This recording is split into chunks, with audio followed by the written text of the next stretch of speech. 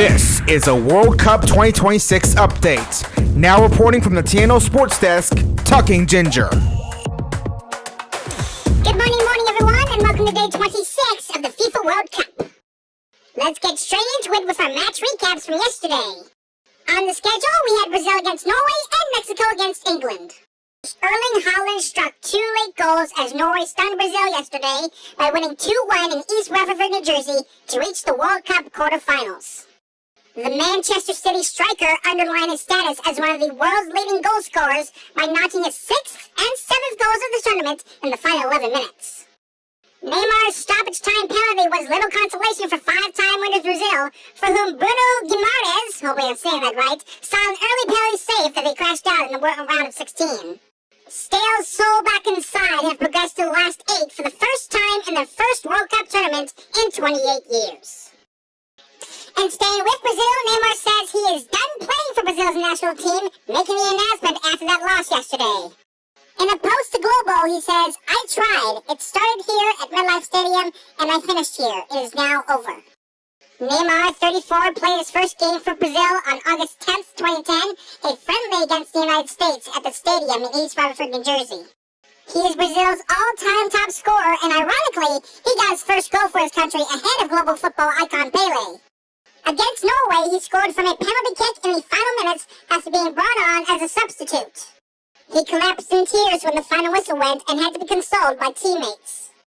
Neymar appeared in only 2 of Brazil's 5 games in the tournament due to a nagging right calf injury. He was also on the field for 15 minutes against Scotland in group play. Brazil's best player for more than a decade had been slowed by injuries in recent years that limited his impact. The country is now entering a period of transition with the next generation taking over. Jude Bellingham and Harry Kane carried England to the World Cup quarterfinals, overcoming a raucous crowd, the elevation of Estadio Azteca, and a man disadvantage in the second half. They beat Mexico in a 3-2 thriller last night. In the same stadium where England fell victim to Diego Maradona's hand of God goal in the 1986 World Cup against Argentina, it was the foot of Kane that gave the nation redemption 40 years later. Bellingham scored 2 goals 98 seconds apart in the first half. And 6 minutes after Joel Quansah was sent off, Kane converted a penalty to restore England's 2-goal lead. England moves on to face Norway on Saturday in Miami Gardens, Florida, for a spot in the semifinals. Now let's take a look at the games we have for today.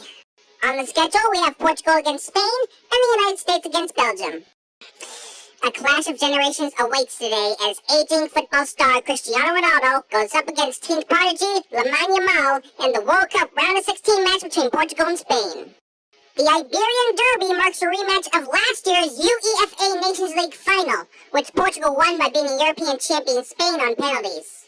Yet it is not Portugal who are the favorites for this meeting in Dallas.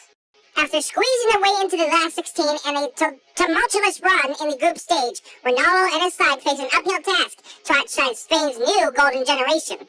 Since a shot goalless draw in the opening game, Spain have grown into the tournament, and their slick playmaking coupled with solid defense makes them frontrunners to reach the quarterfinals for the first time in 16 years. But you never know what could happen in the World Cup, so you just have to watch to find out.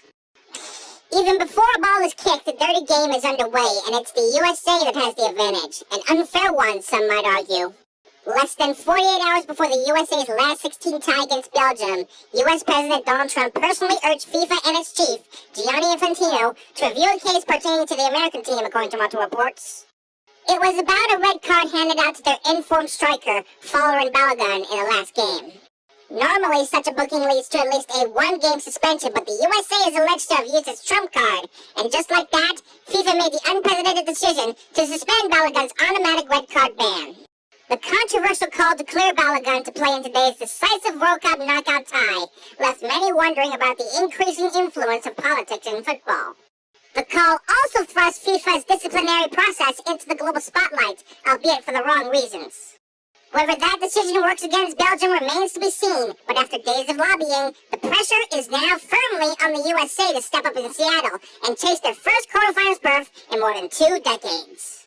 This will be a match to watch, that's for sure. And that's going to do it for this daily FIFA World Cup update. I'm Talking Ginger, and I'll see you tomorrow for another update. This has been a World Cup 2026 update.